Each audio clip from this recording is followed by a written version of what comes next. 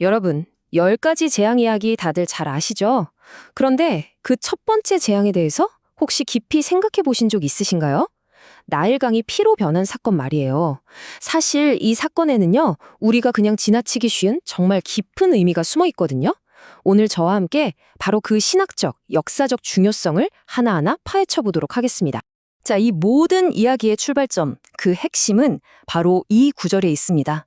바로의 완강한 마음이에요. 하나님의 뜻과 인간의 교만이 정면으로 꽝 하고 부딪히는 바로 이 지점에서부터 10가지 재앙이라는 거대한 드라마가 시작되는 거죠. 지금부터 그 서막을 함께 열어보겠습니다. 오늘 우리가 살펴볼 내용은 크게 5가지입니다. 먼저 두 세계관이 어떻게 충돌하는지 볼 거고요. 그리고 재앙의 구체적인 내용과 그 깊은 의미, 또 바로는 어떻게 반응했는지, 마지막으로 이 모든 일을 통해 하나님이 정말 원하셨던 건 무엇이었는지 이 순서대로 한번 따라가 보겠습니다. 자, 첫 번째 섹션입니다. 여러분, 먼저 이거 하나는 확실히 해야 해요. 10가지 재앙은요, 그냥 우연히 일어난 자연재해가 절대 아니었습니다. 이건 뭐랄까요? 두 개의 질서, 두 개의 세계관이 맞붙는 거대한 우주적인 전쟁과도 같았어요. 당시 이집트 사람들의 생각, 그 중심에는 마아트라는 개념이 있었어요. 이게 뭐냐면 우주의 질서와 조화, 정의 같은 걸 의미하는 말인데요.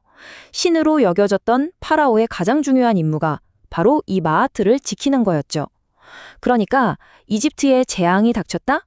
그건 곧 파라오의 통치가 실패했다. 그의 신적인 능력이 가짜다. 라는 걸 의미하는 거나 마찬가지였어요. 바로 여기서 충돌이 시작되는 겁니다. 10가지 재앙은 결국 이런 질문을 던지는 거예요. 이 세상의 진짜 주인이 누구냐? 하나님의 진정한 창조 질서와 인간 왕이 주장하는 거짓된 마아트 질서가 정면으로 맞붙는 대결이었던 거죠. 여기서 정말 흥미로운 점이 하나 있는데요.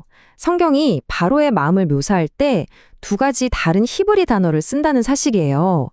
먼저 하자크라는 단어는 바로가 스스로 마음을 굳게 먹고 하나님께 적극적으로 대항하는 그런 능동적인 완고함을 뜻해요.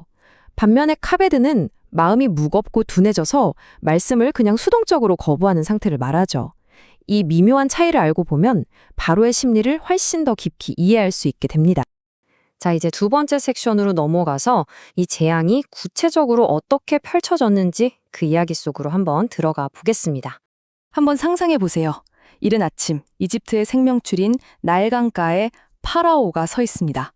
그리고 그를 기다리는 모세가 있죠. 바로 이곳, 이 강가에서 이제 거대한 대결이 시작되려는 참입니다. 하나님께서는 모세에게 그 지팡이, 예전에 뱀으로 변했던 바로 그 지팡이를 가지고 나일강을 치라고 명령하십니다. 이 지팡이는 이제 단순한 막대기가 아니죠. 하나님의 권능을 상징하는 강력한 도구가 된 겁니다. 그리고 정말 충격적인 선언이 이어집니다. 이집트의 젖줄, 모든 생명의 근원인 바로 저 나일강이 피로 변할 거라는 거죠. 결과는 끔찍했습니다. 나일강의 물고기는 다 죽고 강에서는 악취가 진동해서 도저히 물을 마실 수가 없게 됐죠. 그런데 여기서 정말 중요한 점이 있어요. 이스라엘 백성이 살던 고센 땅은 이 재앙을 피했다는 사실입니다. 이건 재앙 속에서도 당신의 백성을 구별하고 보호하시는 하나님의 계획을 너무나도 선명하게 보여주는 장면이에요. 자, 세 번째 섹션입니다. 지금까지는 무슨 일이 일어났는지 봤다면 이제부터는 왜 이런 일이 일어났는지 그 깊은 상징적인 의미를 파고들어 볼 시간입니다. 생각해보면 왜 하필 물이었을까요? 수많은 방법 중에 왜 하나님은 10가지 재앙의 시작으로 바로 나일강을 치셨을까요? 바로 이 질문이 우리를 재앙의 핵심 의미로 이끌어줍니다. 그 해답은 바로 이집트인들이 숭배하던 나일강의 신, 하피와 관련이 있습니다. 하피는 풍요와 생명을 가져다주는 나일강의 신으로 여겨졌어요. 그러니까 이집트 사람들에게 나일강은 그냥 강이 아니라 말 그대로 신 그 자체이자 모든 생명의 원천이었던 셈이죠. 여기서 성경의 아주 구체적인 묘사를 한번 주목해 볼 필요가 있어요. 보면 재앙이 나일강에만 머문 게 아니라고 하죠. 모든 강과 운하, 심지어 나무 그릇이나 돌 그릇에 담아둔 물까지 전부 피로 변했다고요. 이 작은 디테일 속에 사실은 핵심적인 의미가 담겨 있습니다. 바로 여기에 세 겹의 심판이 있는 겁니다. 첫째는 이집트의 물리적인 생명줄을 끊어버리는 공격이었고요. 둘째는 나일강의 신 하피는 아무 힘도 없다는 걸 보여주는 직접적인 도전이었죠. 그리고 셋째, 이집트인들은 그릇에 담긴 물로 매일같이 자기들의 우상을 씻었거든요. 그런데 그 물까지 피로 변하게 함으로써 그들의 종교 시스템 전체를 뿌리부터 뒤흔들어 버린 공격이었던 겁니다. 네 번째 섹션에서는 이 끔찍한 재앙 앞에서 바로가 어떻게 반응했는지 살펴보겠습니다. 그의 반응을 보면요, 그의 마음이 얼마나 굳어 있었는지 알 수 있고, 또 이게 어떻게 다음 재앙으로 이어지는지 그 연결고리가 보입니다. 이집트의 요술사들이 자기들의 기술로 이걸 흉내내는데 성공합니다. 바로 이것이 바로에게는 아주 좋은 핑곗거리가 됐어요. 내 부하들도 할 수 있는 거네? 하면서 하나님의 기적을 애써 무시해 버린 거죠. 기적의 진짜 근원을 외면하고 자기 고집을 더 세게 밀어붙인 겁니다. 이 구절은 바로가 어떤 사람이었는지 정말 적나라하게 보여줍니다. 온 나라가 지금 생명의 근원을 잃고 고통스러워하고 있는데 그는 그냥 아무렇지 않게 궁으로 휙 돌아가 버려요. 자기 백성의 고통에 조금도 관심을 두지 않았다는 거죠. 이 장면은 참된 목자와 거짓 목자의 차이를 정말 극명하게 보여줘요.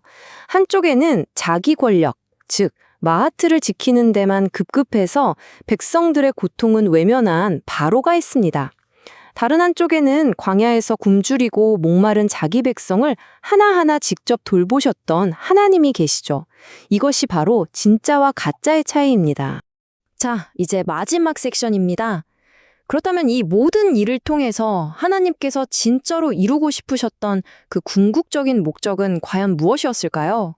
이 구절이야말로 10가지 재앙 전체를 관통하는 핵심 메시지입니다. 이 모든 일의 목적은요, 단순히 벌을 주는 게 아니었어요. 바로 하나님 당신이 누구신지 알게 하는 것, 일종의 자기 계시 사건이었던 거죠. 오늘 내용을 4가지로 딱 요약해 볼 수 있겠습니다. 첫째, 바로의 완악한 마음에 대한 응답이었고요. 둘째, 생명의 주인은 하피가 아니라 여호와 하나님이심을 선포하는 것이었습니다. 셋째, 이집트의 신들이 얼마나 헛된 것인지 증명하기 위함이었고요.